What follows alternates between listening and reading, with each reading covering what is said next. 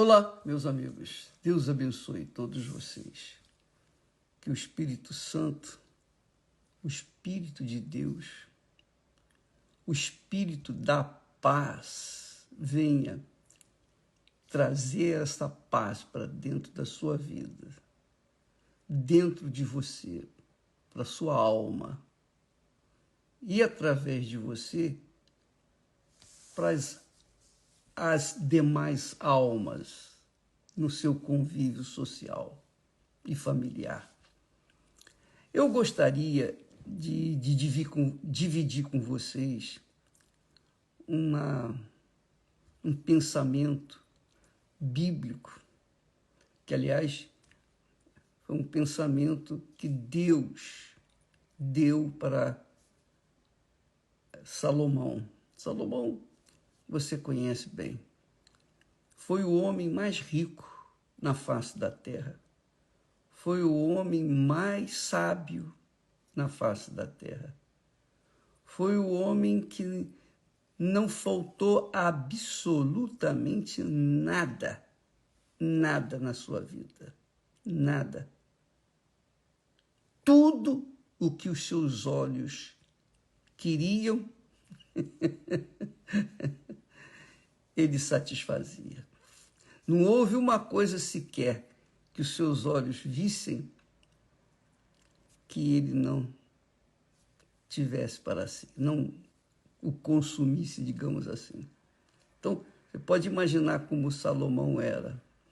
Mesmo assim, com tudo o que ele tinha, com tudo, ainda assim, ele pecou contra Deus.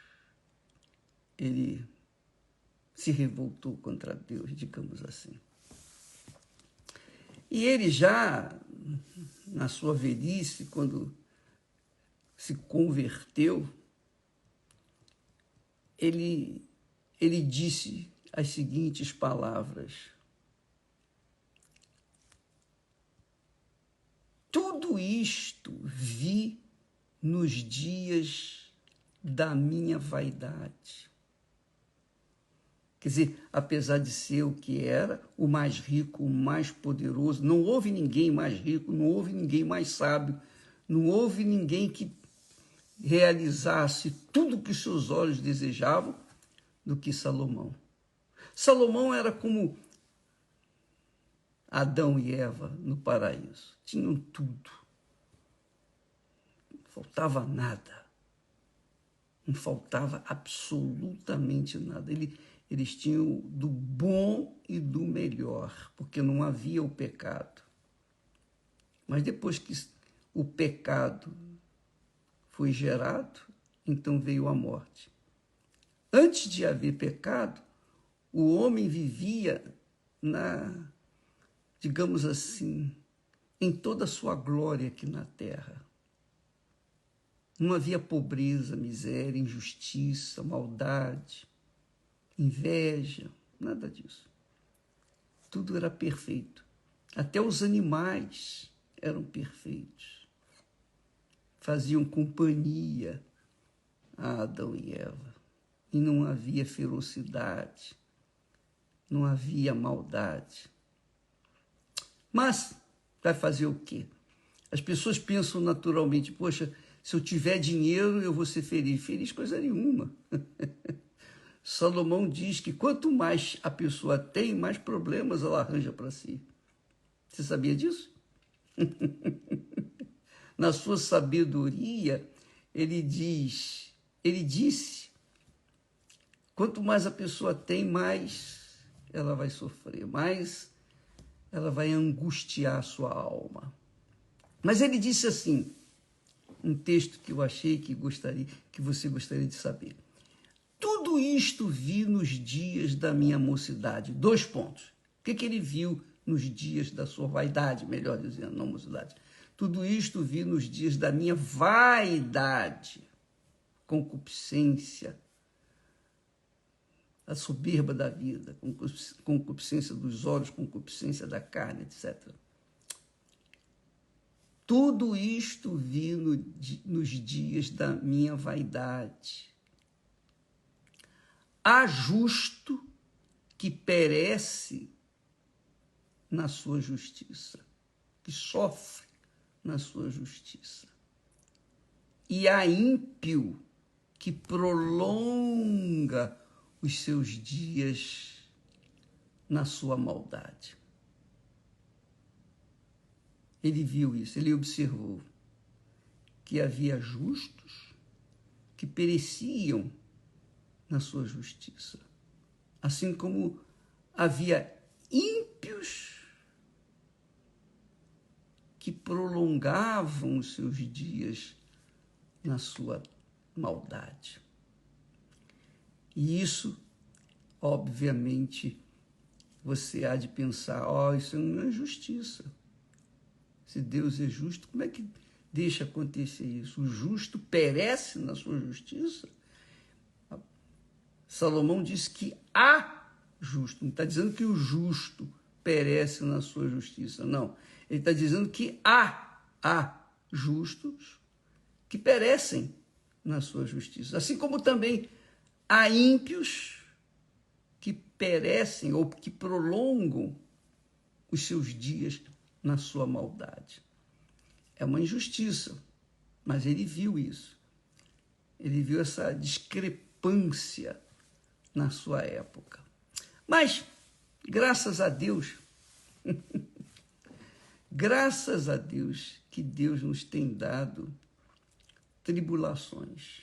Deus nos tem levado às tribulações, porque as tribulações, para quem vive na fé, as tribulações são bênçãos. Mas quem não vive na fé, quem não conhece a Deus, as tribulações são um inferno. Então, você vai entender aqui por que Deus permite tribulações. Por que Ele permite tribulações? Que talvez você esteja passando nesse exato momento. Nesse exato instante, você está passando por uma tempestade. Todos nós passamos por tempestades. Eu digo para vocês,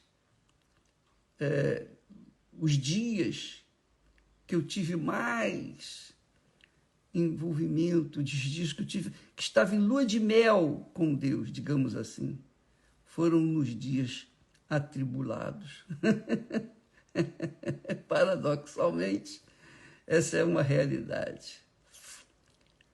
Porque quando a gente está na tribulação, a gente tem a cabeça curvada, inclinada.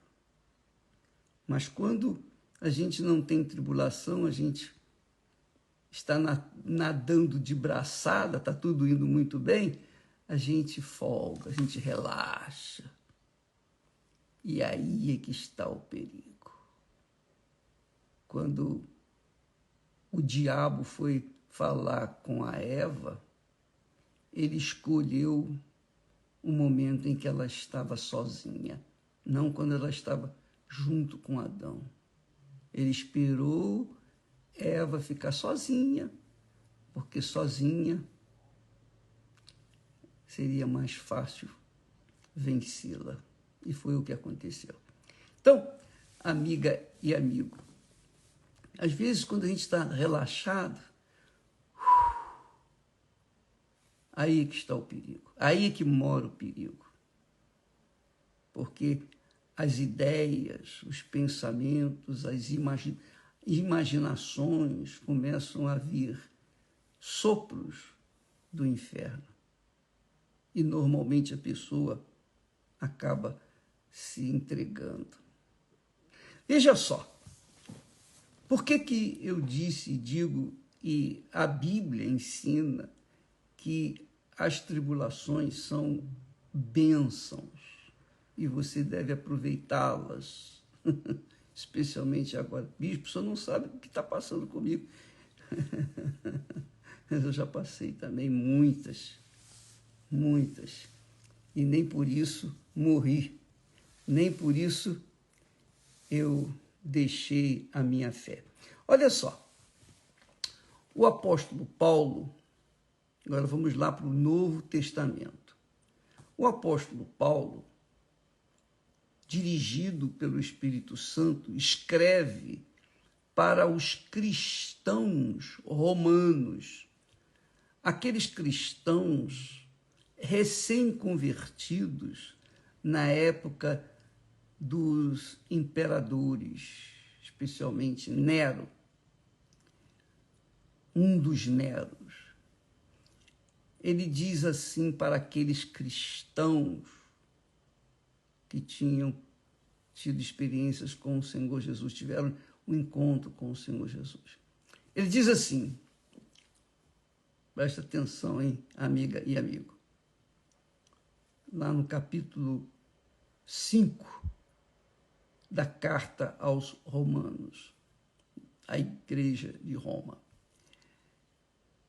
Tendo sido, pois, justificados pela fé, Paulo está dizendo que quando somos justificados pela fé, que foi o que aconteceu com aqueles cristãos romanos e que acontece com todos nós, tendo sido, pois, justificados pela fé.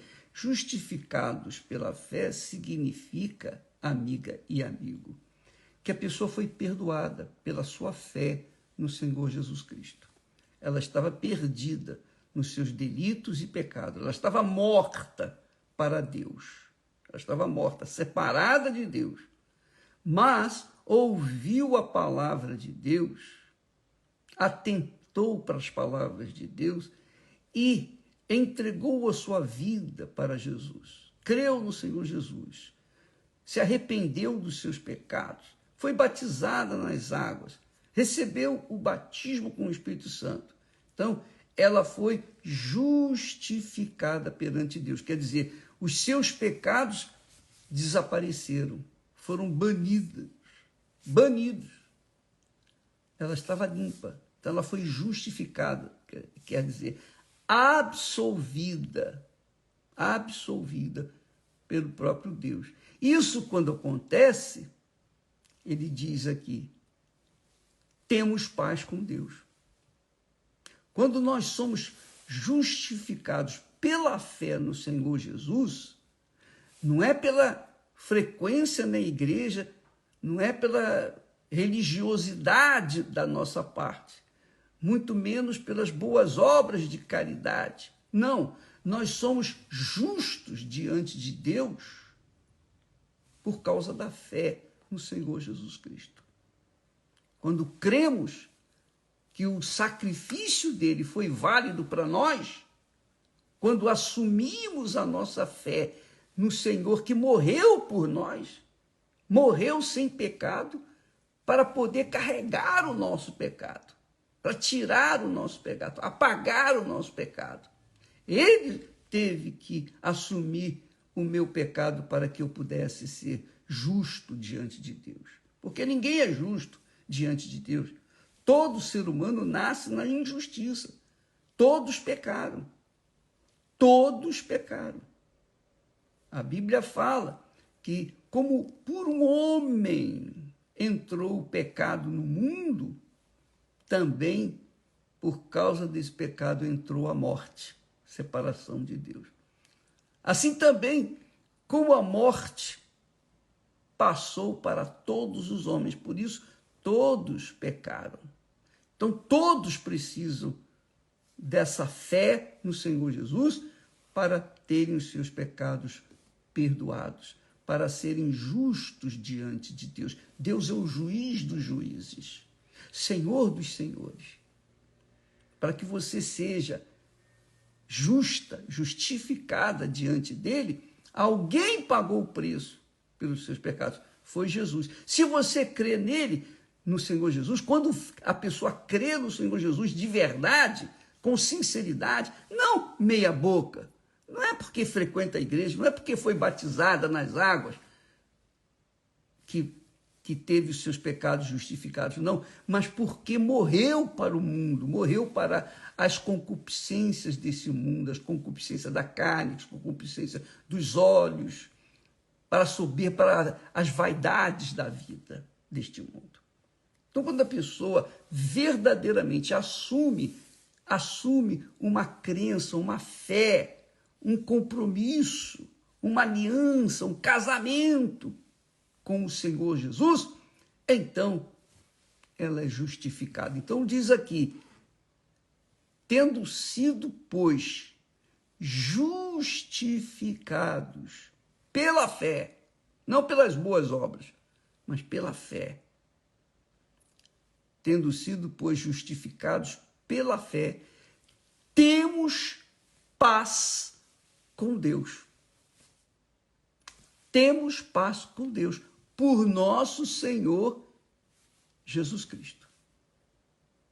Então, a pessoa diz, eu sou cristã, eu sou da igreja A, B, C, eu pertenço à igreja, eu sou membro, eu sou obreira, eu sou obreiro, eu sou pastor, eu sou bispa, eu sou bispo, eu sou um membro ativo da minha igreja. Mas se você não tem paz, então você não foi justificada. Você ainda está em pecado. Você ainda está perdida nos seus delitos e pecados. Ou seja, você ainda está morta para Deus, porque não foi justificada.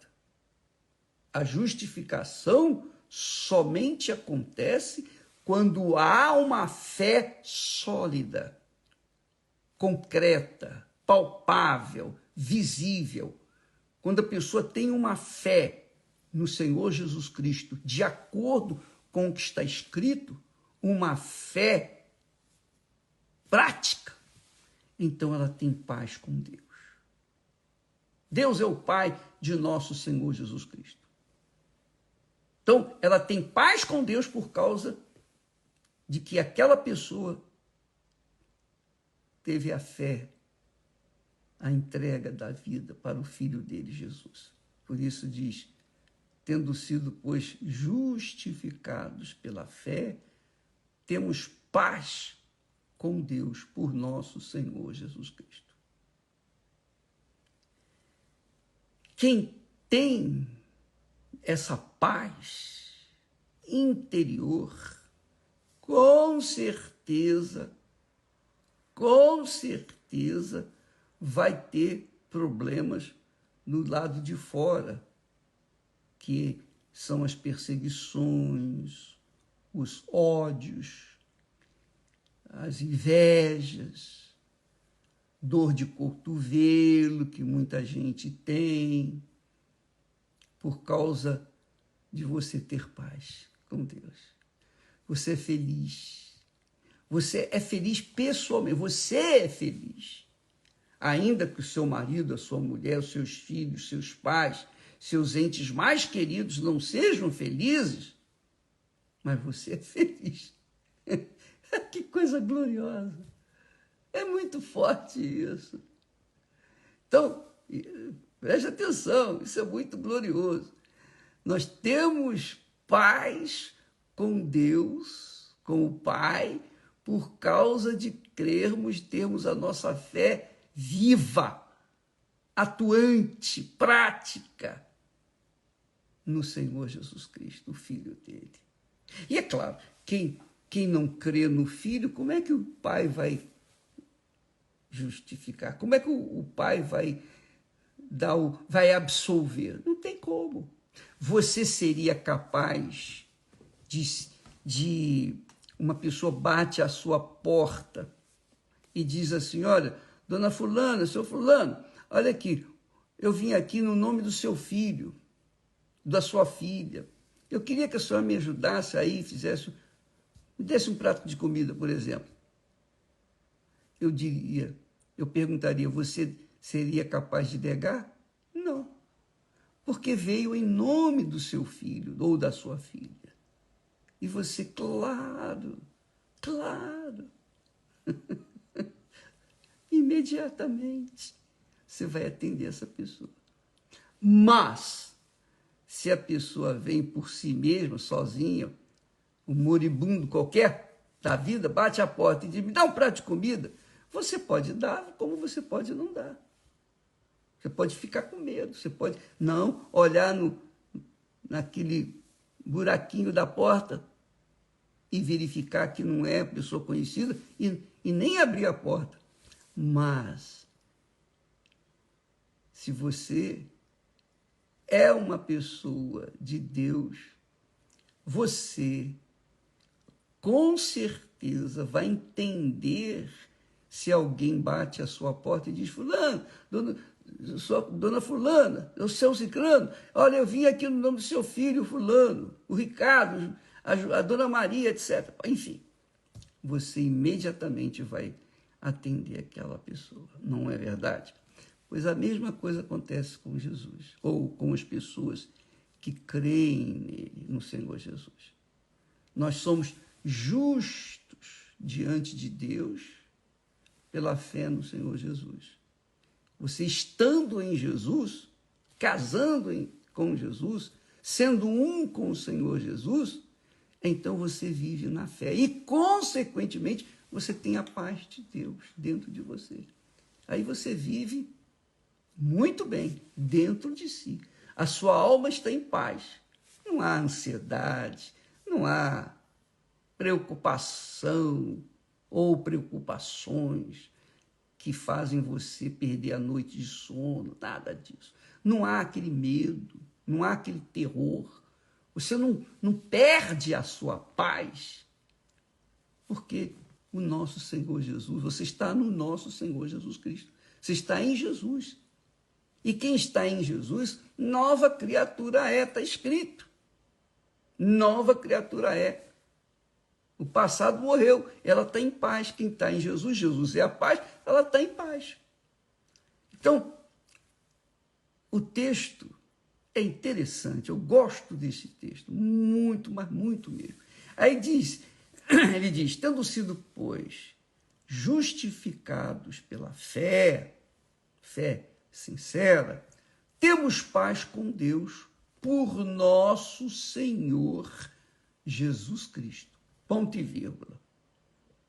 Pelo qual, quer dizer, através do Senhor Jesus, também temos entrada pela fé a esta graça, na qual estamos firmes.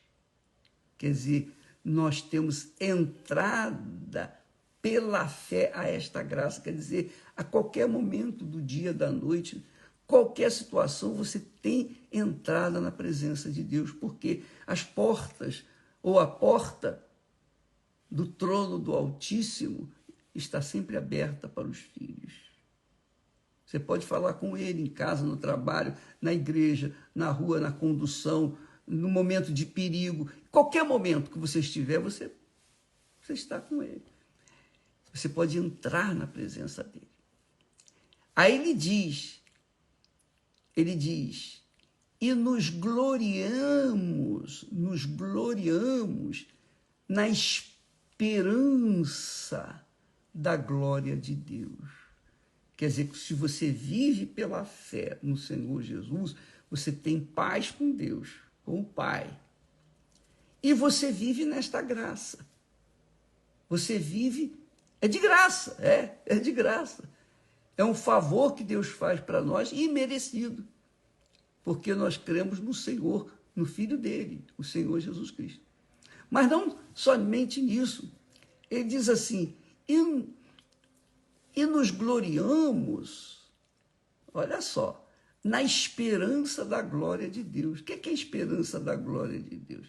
A esperança da glória de Deus é a esperança que você... Sabe, vou me explicar melhor. Você que está para casar, você está arrumando o seu enxoval de casamento, você é jovem ou não é jovem, você está se preparando para o seu casamento. Então você, obviamente, fica com aquela esperança, aquela expectativa, né, gloriosa de um dia encontrar com o seu noivo, ou a sua noiva, ou o seu futuro parceiro ou parceira. Aí você fica feliz. só em pensar naquele dia. Eu penso no dia do meu casamento, antes do dia do casamento. Puxa vida. Não, isso aí fica para outra vez. Mas é glorioso. Agora imagina a felicidade que é um dia você carregar consigo a esperança de um dia estar diante da glória de Deus, a glória excelsa de Deus. Então, nós que vivemos pela fé no Senhor Jesus, somos justificados. Essa justificação, quer dizer, nos traz paz. Nós temos paz com Deus. Então, vivemos nessa paz. Então, os problemas que enfrentamos, as lutas, as dificuldades, enfim, as tribulações, não são nada diante dessa permanente paz que há dentro de cada um de nós. Porque essa paz nos dá a certeza absoluta, a convicção que cedo ou tarde nós vamos nos encontrar com a glória de Deus, nós vamos vê-lo face a face. E aí, é só correr para o abraço, como eles dizem por aí. Nos gloriamos na esperança da glória de Deus. Nos gloriamos. O rapaz, a jovem que vai casar, os jovens que não tiveram ainda, não sabem o que é o casamento, então eles ficam naquela ânsia, naquela esperança, naquele entusiasmo, como aconteceu comigo, de um dia chegar, o dia foi sábado, chegar, encontrar com a Esther lá no altar. Puxa vida, eu curti essa esperança, sabendo, contando as horas, minutos, segundos, até que chegou o dia. E quando chegou o dia, eu não posso deixar de falar isso, porque explica bem isso aqui, retrata bem essa situação aqui. Puxa, eu fiquei tão feliz. Eu fui o noivo, digamos assim, mais feliz na face da terra. Eu ria o tempo todo, eu sorria, eu estava muito feliz. E todo mundo notou isso. E a Esther, ela ficou até sem graça, coitada, porque eu estava tão... porque aquela esperança que eu curti o tempo todo na vida de solteiro estava ali, agora comigo. Eu seria dela, ela seria minha, para sempre. Estaríamos juntos por toda a vida aqui na Terra. Imagine essa esperança de um dia estar com o Senhor por toda a eternidade, servindo o Senhor pessoalmente, servindo a glória do Altíssimo, vendo a glória do Altíssimo. Já pensou, minha amiga? Já pensou? Por isso que Paulo falou, para mim, morrer é lucro. E para mim também, eu pudesse ir agora, eu já iria. Ia muito feliz. Muito feliz. Por quê? Porque esse mundo não tem nada para dar, nada para acrescentar. Só tem para tentar tirar a nossa paz, o nosso sossego, etc, etc. Mas, quando a gente vive em paz com Deus, a gente tem essa segurança, a gente tem essa convicção, a gente é forte para enfrentar as tribulações, as lutas, os desafios. E é muito bacana, estamos firmes e nos gloriamos na esperança. Na esperança. A gente não vê a esperança, a gente sabe, a gente crê na esperança da glória de Deus. E não somente isto, não é só isto não.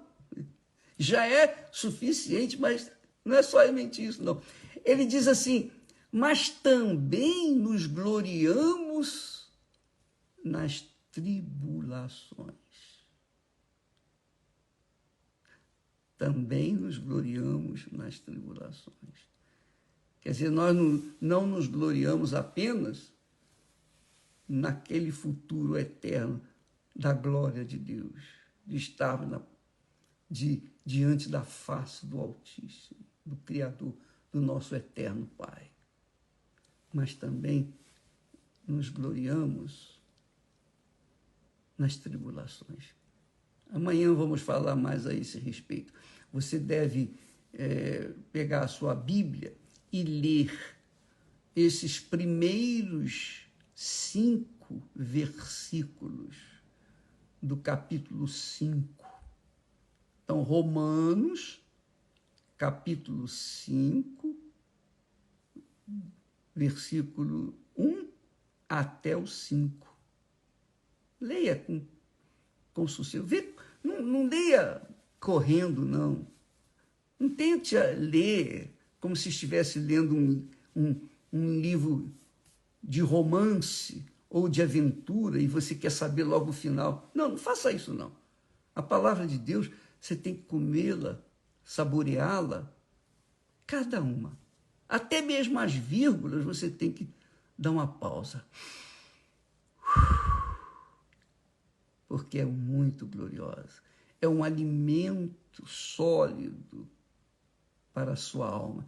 E tenho certeza que a sua alma ficará em paz quando lê esse texto.